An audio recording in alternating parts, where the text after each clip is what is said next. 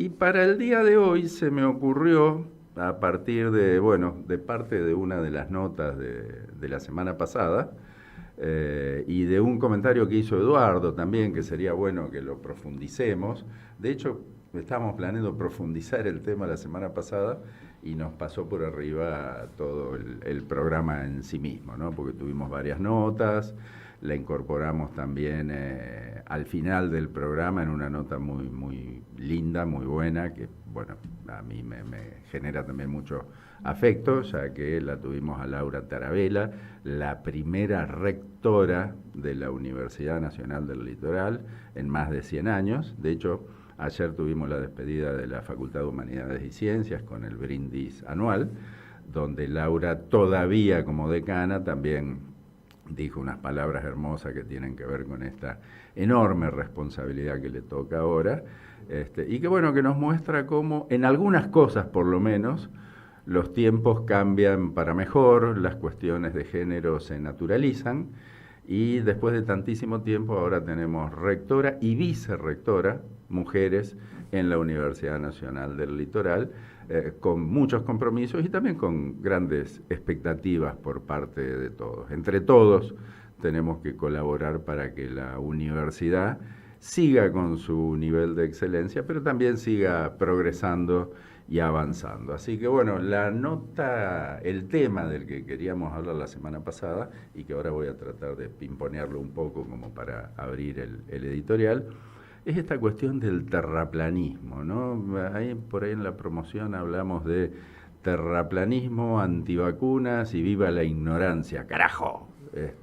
Porque parecen tener, no digo que necesariamente, pero parecen tener varios puntos de contacto. Entonces uno se empieza a preguntar, por esto que decía Brea, es el apellido, Mariana Brea, sobre el tema de los fósiles, que fue un tanto anecdótico en la nota, de encontrarse con alguien y hablar de, sí, ustedes trabajan con el tema de los fósiles, con la paleontología.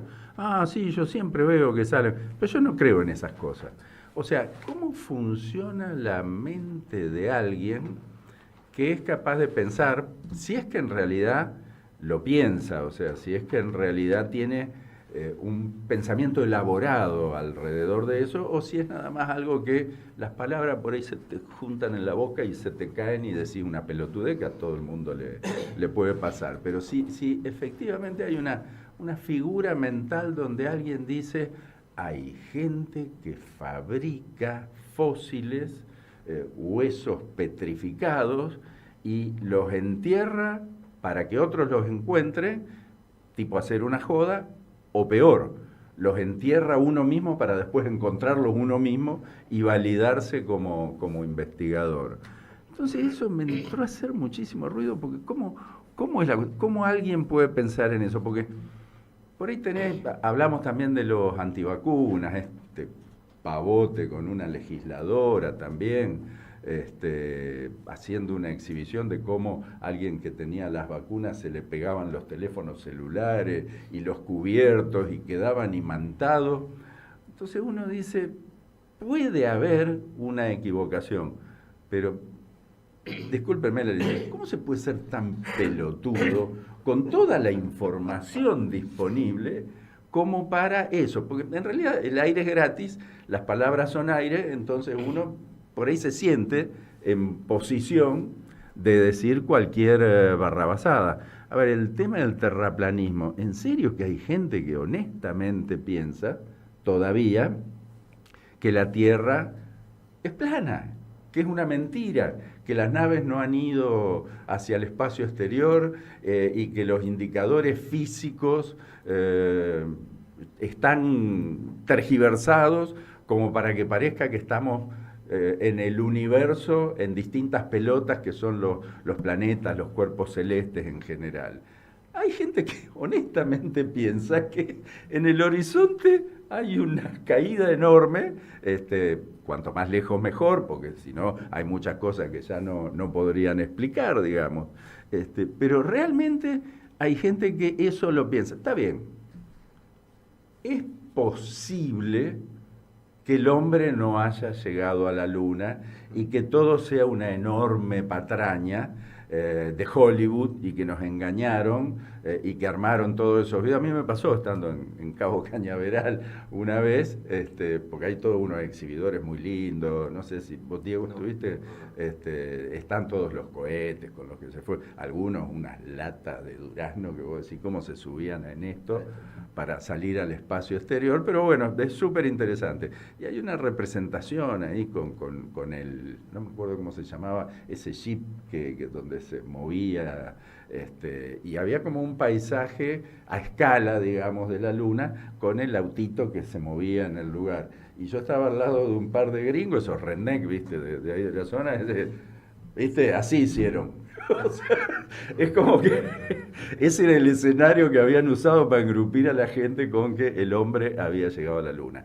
¿Es posible? Y sí, es posible. Es posible que, como algunos piensan, todos vivamos en una Matrix.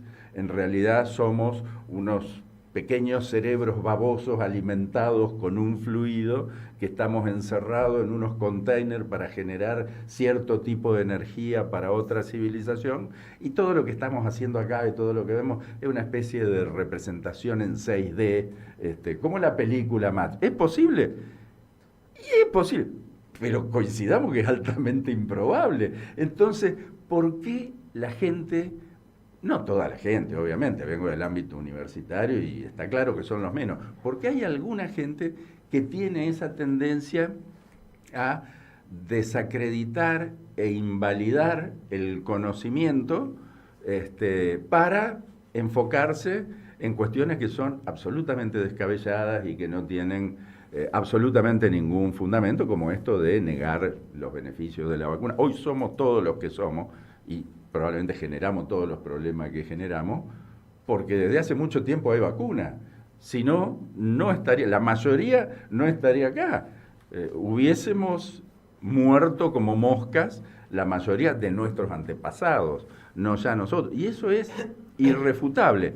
A pesar de eso, bueno, hay gente que las niega, dice que no quiere ser parte de la patraña y todo ese tipo de cuestiones. Entonces por ahí me puse a pensar un poco hacia atrás, porque estas situaciones de, ¿cómo podría decir?, de romper con las estructuras científicas de la época, ocurrieron, pero ocurrieron con ciencia, no con imbecilidad. A ver, si nos vamos a Galileo Galilei, que de última fue un gran astrónomo, un científico, un gran artista, que en la práctica, esto va a ser una barbaridad, alguno lo va a discutir, no es que descubrió grandes cosas, sino que tomó como válida la teoría copernicana del heliocentrismo en contra de la de Ptolomeo, que era el geocentrismo, que también, si nos vamos para atrás, a ver, Aristóteles, que nadie lo pone en duda como una personalidad de las ciencias, en la antigua Grecia obviamente, en la práctica era geocentrista también, o sea, él pensaba que el centro del universo era la Tierra. Ptolomeo profundizó esto y Copérnico, más o menos en la misma época que Cristóbal Colón estaba descubriendo América otra vez, porque ya sabemos que no fueron los primeros europeos en andar por acá. Bueno, para esa época Copérnico fue desarrollando toda esta idea de que en realidad el planeta Tierra formaba parte de un sistema donde el centro de ese sistema era Helios, por eso el heliocentrismo, que Helios es justamente el Sol. Este tipo de planteos, que obviamente le generaron una infinidad de problemas a Copérnico en su momento, pero mucho más a Galileo Galilei, porque fue en plena época de la Inquisición, Edad Media, donde él terminó haciendo estos planteos y publicándolos, en muchos casos como cierto, que esa era la principal objeción de la Iglesia, ¿no? Si querés decir que son teorías, pero no digas que es así, porque eso implicaba sacar al hombre y sacar a Dios también del centro de la idea de la posición en el universo. Esto hizo que Galileo genere muchos enfrentamientos, produzca muchísimo material científico con grandes hallazgos, como haber defendido esta teoría de la manera que lo hizo, y con enormes errores también. O sea, Galileo Galilei atribuía las mareas justamente a la rotación de la Tierra. Es como que era una bola donde el agua está pegada, y como él sabía ya que la Tierra giraba, decía las mareas es porque es la bola que se corre en el planeta. Ya en aquella época había algunos que claramente tenían identificado que eran justamente las fases lunares las que influían en las mareas. O sea, no es que Galileo Galilei fue un iluminado que lo sabía todo, sino que fue un tipo que pateó el hormiguero en su momento, y tuvo que pagar las consecuencias, más que por lo que él venía diciendo desde tantísimo tiempo atrás, por ahí por la forma en que lo dijo. Logró ofender a un papa y a varios científicos en la época, con lo cual la Inquisición lo metió preso, salvo que se desdijera de sus palabras, con respecto a que la Tierra giraba y que no era el centro del sistema solar. Cosa que finalmente hizo para lograr prisión domiciliaria. O sea, lo que consiguió no es que lo perdonen, sino que en vez de tenerlo en una prisión común, hasta el fin de sus días esté en una prisión, en una casa muy, muy bien puesta, digamos, pero San José, ¿cómo se llama? El departamento de Cristina, digamos, estaba...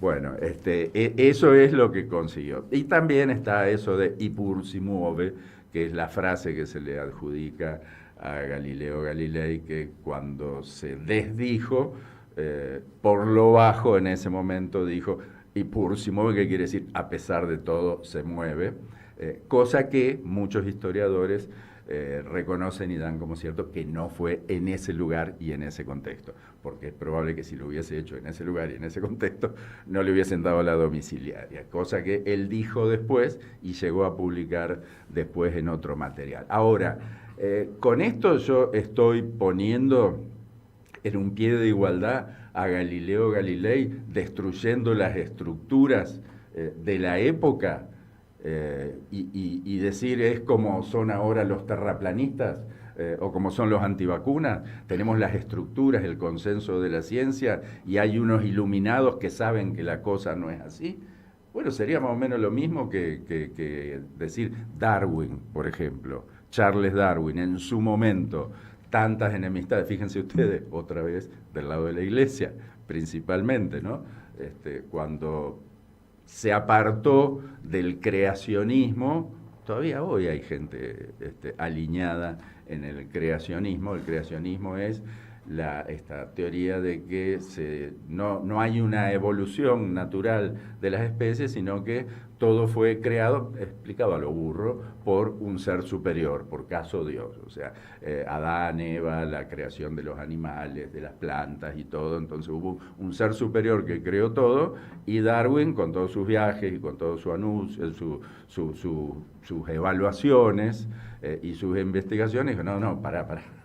Acá esto viene de esto, con algunos enormes aciertos, revolucionó absolutamente todo, pero también cometió algunos errores, cosa que es natural. O sea, nadie tiene la suma del conocimiento. ¿Esto quiere decir que Darwin era un terraplanista que fue a destruir? No, porque la diferencia entre el antivacunismo, el terraplanismo y todos los idiotismos estos que están dando vuelta es que Darwin tenía un sustento científico, Galileo Galilei tenía un sustento científico que claramente iba en contra de los cánones establecidos para la época.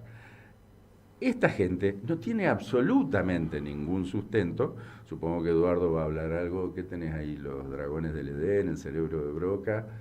Los dragones del Edén, bueno, de los libros, la enorme cantidad de material que ha publicado Carl Sagan, y sobre todo siempre hago referencia al último libro de él, que es El mundo y sus demonios, donde hace prácticamente un listado de todas las patrañas y supercherías que hoy son tan valoradas.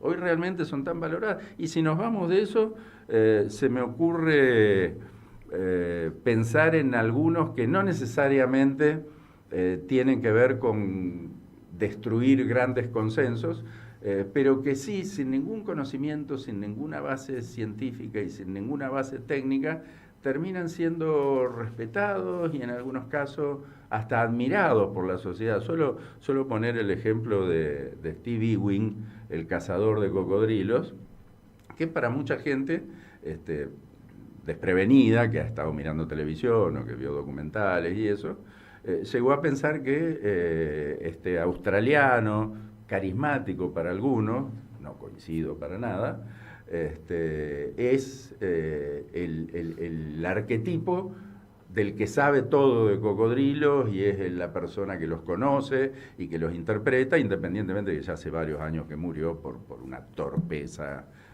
imperdonable, si vamos al caso.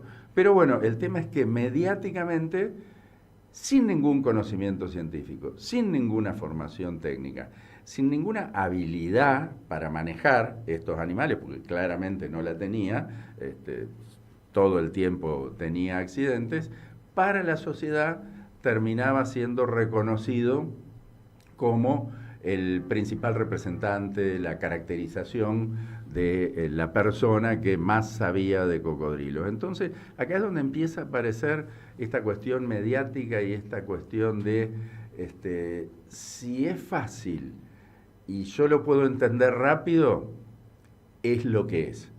Si tiene alguna complicación y hay que elaborar un pensamiento, de último un método científico, me están cuenteando, esto ya no es así. Entonces, si me llega sencillo, otro ejemplo. ¿Te acordás, Eduardo, el caso del oso hormiguero en Villa Ocampo? Cuando apareció eso, es otra... en esa época yo era director de manejo de fauna, vos eras subdirector, estaba Ricardo Biasati, que era el subsecretario. Aparece en la zona de Villa Ocampo un dueño de un campo, estoy hablando bien del norte de la provincia de Santa Fe, claramente, donde le apareció un oso hormiguero grande, el oso bandera, yurumí, el gris, el bicho grande, digamos, ¿no? ¿Qué hay todavía en esa zona? Muy pocos, pero hay. Le apareció en el campo, los perros lo corrieron, no sé cómo ocurrió, pero el oso se metió adentro de una especie de tráiler que tenía para transportar cereal y ese tipo de cuestiones. El tipo, cuando le queda el oso ahí adentro, lo cierra con unas lonas y con unos alambres y lo deja encerrado ahí adentro. Está bien, tomémoslo como que fue una reacción natural en el momento, que se asustó, no lo conocía al bicho, qué sé yo. ¿Qué es lo que hizo? Bueno, empezar a consultar, primero a la Guardia Rural, después terminó hablando al Ministerio, a la Dirección de Manejo de Fauna, habló conmigo y me dice, mira, apareció este bicho acá, qué sé yo. Mire, le digo, ¿cómo está el animal? Mandó unas fotos también. No, el animal está bien, qué sé yo. ¿Los perros están por ahí? No, los perros ya los saqué todos. Bueno, ábrale, que se vaya, porque el animal está en su hábitat, tiene que quedarse ahí en ese lugar. Qué suerte que lo tiene usted ahí en el campo, qué lindo, suéltelo. No, pero si lo suelto alguien le va a hacer algo. No, a ver, entendamos. El que le hizo algo ahora al bicho es usted, que lo tiene encerrado. Suéltelo y dijo... No, bueno, sí, veo. Después lo habló a Unziker, que todavía estaba Daniel ahí a cargo. No sé si habló con vos, Eduardo. Sí habló con el subsecretario, con Ricardo Biasati, biólogo, y Biasati le dice, suelte ese animal, suéltelo, lárguelo. Dio vuelta. Ninguno de nosotros, los técnicos, los formados, logramos convencerlo. Y terminó hablando en Reconquista con un par de muchachos, sobre todo con uno, buen muchacho, pero está convencido que fue elegido por el cielo para proteger a toda la fauna y la flora. Esto no es despectivo, no terminó ni la primaria, o sea, no tiene ningún conocimiento, no tiene ninguna formación, pero tenía una ONG de cuidemos los animalitos, algo por el estilo ahí. Y este muchacho lo convenció de que se lo tenían que dar a él, al oso hormiguero, para que él lo lleve y haga lo que tenga que hacer. Y obviamente entró a Wikipedia y vio oso hormiguero, animal de ambiente chaqueño, y en vez de pensar en el Chaco como ecosistema, dijo, hay que llevarlo al Chaco. Consiguió, también en su bestialidad, que el por entonces intendente de la ciudad le facilite los medios y le dé un camión y le dé un vehículo, aclarando que la persona que estaba, después gran amigo, siempre reconoció su error y cómo se comió esa curva, le dio todo lo que necesitaban para llevar ilegalmente, sin guía de tránsito, tráfico de fauna, al zoológico de Presidencia Roque Sáenz Peña, al oso hormiguero, que estaba en la puerta de su casa, que lo único que había que hacer era abrirle la tranquerita como para que vuelva a su lugar. Esto implicó un proceso muy largo con la Dirección Nacional de Fauna Silvestre, con fauna de la provincia de Chaco, hacer los estudios de rehabilitación, hacer el traslado del animal. Costó una punta de pesos al gobierno recuperar el animal que estaba en el zoológico de Sáenz Peña y devolverlo a 20 kilómetros de donde había sido capturado, con unas imágenes hermosas de la liberación del bicho. Ahora, todo esto es la anécdota. ¿Por qué una persona, a pesar del conocimiento, de la ciencia y de todo lo que respalda opiniones y decisiones, se va con dos chambones que claramente no tienen la menor idea de nada, y le representan a él la verdad revelada? O sea, estos son los que saben, todos los demás me están cuenteando. Bueno, creo que de alguna manera, extrapolando hacia las cuestiones políticas, eso puede explicar algunas de las cosas que nos pasan, ¿no? O sea, tenemos gente capacitada, formada. Sé que hay gente que también escucha este programa y que puede simpatizar con Milei. Yo he dicho, la peluca psicótica no me merece absolutamente ningún respeto, excepto por lo que es su investidura. No creo que tenga ninguna capacidad intelectual ni técnica como para asumir la responsabilidad que está teniendo. Pero esto es una mosca blanca, o esto está ocurriendo en el mundo hoy.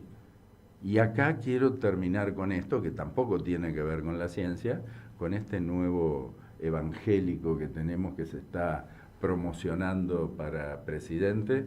¿Cómo se llama? Encima tiene una Goebbels, Dante Goebbels. Suena muy a Goebbels. Que hoy está apareciendo en el firmamento como un nuevo Illuminati que viene a traer la paz del mundo, a partir de esta frase con la que quiero terminar este comentario, que es: ¡viva la ignorancia, carajo!